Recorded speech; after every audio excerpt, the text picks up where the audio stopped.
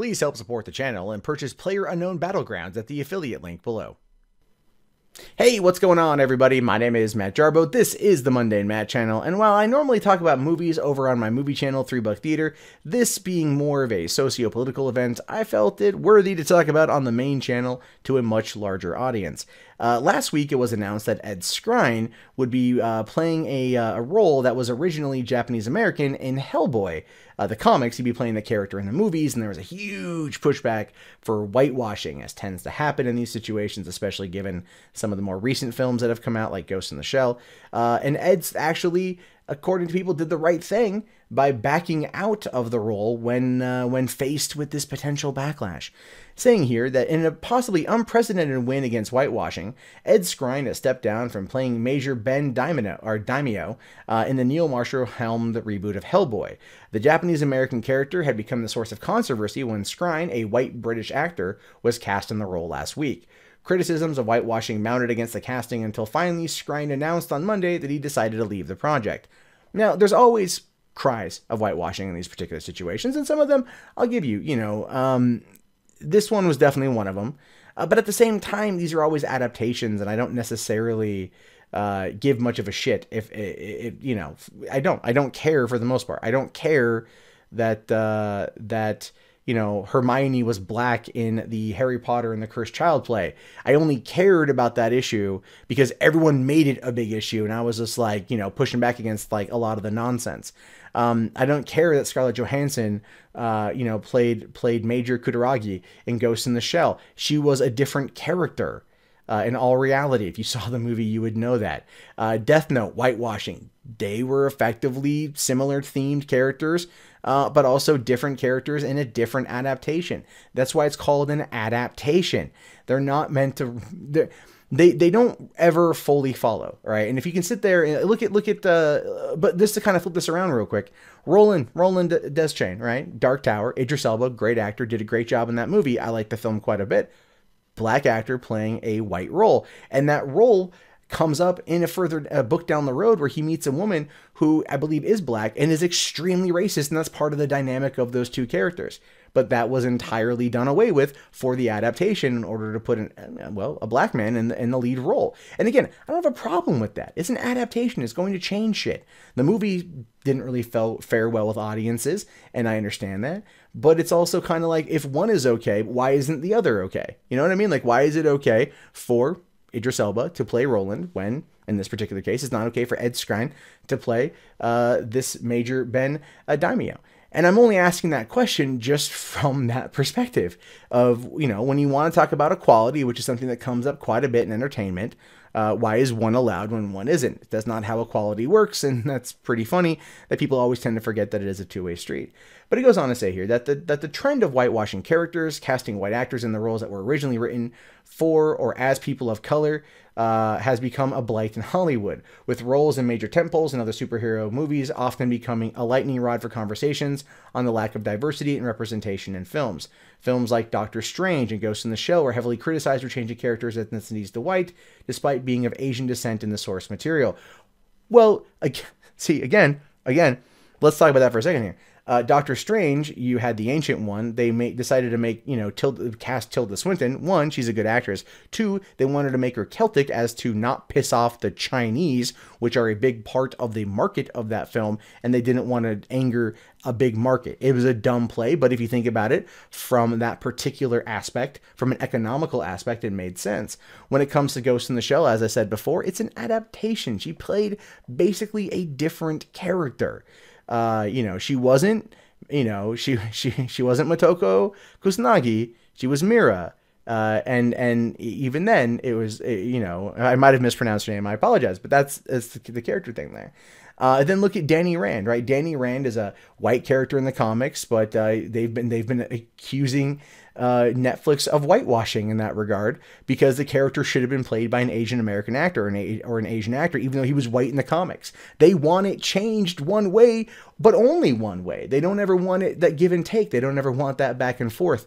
And I just find it to be funny. Now, you could argue that representation over the course of many years has, played definitely in the favor of white actors taking on roles that were traditionally written for, people who were non-white. But we're living in the age where this is going back and forth constantly, and it's one battle or the other, but people don't ever seem to acknowledge the other side, which for me is just really freaking laughable. But protest as they might, social media and pop culture critics couldn't enact change against a powerful industry like Hollywood, which is slow in its movement towards progress, as seen by Skrein's casting in Hellboy just months after Ghost in the Shell bombed at the box office amidst whitewashing outcry. Again, the movie bombing in the box office had very little to do with Scarlett Johansson in the lead role. It came out at the tail end of March 2017, right after not only Logan, Beauty and the Beast, and Power Rangers had come out prior to Ghost in the Shell, and all of those movies fared a lot better. There's only a finite amount of money that goes into the movies, and those were all eaten up that month by other properties. So yeah, and again, the movie was panned by critics, but panned more or less for its actual merit, not so much the casting of the lead character. Skrein may have been the first actor to step down from a role over cultural and representation issues after social media and journalists criticized the choice, which is huge. And let's be realistic here. That is probably what happened, but never assume that it happened out of the goodness and kindness of his own heart. Skrein posted on Twitter, "It is clear..." Well, let's just read what he has to say, what he actually said here, instead of reading what they said first. Last week, it was announced that I would be playing Major Ben Daimio in the upcoming Hellboy reboot. I accepted the role unaware that the character in the comics was of mixed Asian heritage. There has been an intense conversation and understandable upset since that announcement, and I must do what I feel is right. It is clear that representing this character in a culturally accurate way holds significance for people, and that to neglect this responsibility would continue a worrying tendency to obscure ethnic minority stories and voices in the arts. I feel it is important to honor and respect that, therefore I've decided to step down so the role can be cast appropriately. Representation of ethnic diversity is important, especially to me as I have a mixed heritage family. It is our responsibility to make moral decisions in difficult times and to give voice to inclusivity. It is my hope that one day these discussions will become less necessary and that we can help make equal representation in the arts a reality. I am sad to leave Hellboy, but if this decision brings us closer to that day, it is worth it. I hope it makes a difference. With love and hope, Ed Skrein. And again, a lot of people are really happy about this. They claim it as a victory. The social justice warriors are they're one hand clapping or they're spirit fingering, right? Because they can't clap because that's going to trigger some people, but they're spirit fingering right now over this issue. And I would essentially hand it to them. I think that is a victory that they won. Ultimately, I don't think it really matters as a whole, to be honest with you. I know to some people it probably does, and they might look at me as being insensitive. But as I pointed out before, it's a two-way street. It goes both ways. And if one's okay and the other one's not okay, then that's some horseshit, in my opinion. But that being said, look, if they can find a better actor for the role, and I'm pretty sure now more Asian American actors are going to be lining up to want to audition for the part, and they might be able to get someone like Daniel Day Kim, who recently left Hawaii Five-0 over not being paid as much as the other co-stars on the show. He claimed it was a racial issue, but it broke down to a monetary issue. And one that they were able to then play to their advantage due to the current situation involving racial tensions in Hollywood.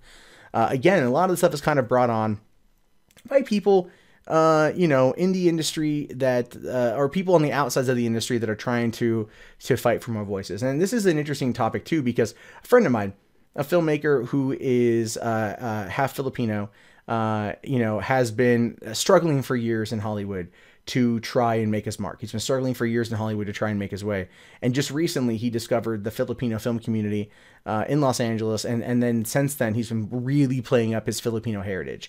Everything's been casting all Filipino actors and all Filipino, crew. And he's, started really running on that stuff. And I watch it happen, and I see what he's doing. I see what game he's playing. And he's doing what he can to get ahead. And that is a very similar action to what Ed Skrein did here. Ed Skrein is basically sitting there saying, like, I'm backing out of this movie, but it's going to give me a lot of capital going forward. He'll be able to then use that as a way to propel himself through popularity. And in Hollywood, popularity is where the money is. And so it might actually open itself up to a higher paying role, because before now, did you know who he was? Probably not. You might remember him as the bad guy from Deadpool or as the failed second transporter. He doesn't have a lot of social capital in Hollywood, and now he's got a bit more of it with the backing of the bloggers and those particular, social activists that are trying to push the thing forward. And I apologize if I come across as being very callous or insensitive in this issue. I do want there to be more stories being told in Hollywood that have more diverse voices, have more diverse casts. I'm not against that at all. But also, I understand that when it comes to the producing part of Hollywood, when it comes to the producing part of making these things work, there is a greater, bigger picture at play. And, they're trying to make the best product that they can, and things change. And as I pointed out, when you have the call for equality, but you're not giving that in other areas, then it kind of all falls flat on its face. But at the same time, this would be a wise move for Universal and the guys behind the new Hellboy reboot to play this mode up, to play this positive press up, and use it as a way to springboard themselves to some more social capital that could only benefit them in the box office when the movie comes out next year. And if you're asking yourself, why would they do that? Well, to give you guys an understanding, this last weekend, the one that we're just coming off of, was the slowest movie-going weekend in, I do believe, 17 years. So they want butts in seats, they want dollars at the box office, and, basically piggybacking on this move is the best thing for them. Well, gang, that wraps up this video. Be sure to leave your thoughts below in the comments, as I love to read them. Also, if you guys want to support the channel, links below in the video description. We have Patreon, PayPal, Amazon affiliate in the beginning of the video, as well as Bitcoin now. During the apocalypse, anything helps. I greatly appreciate it. I'll talk to you guys later. Have yourself a great day. Peace out.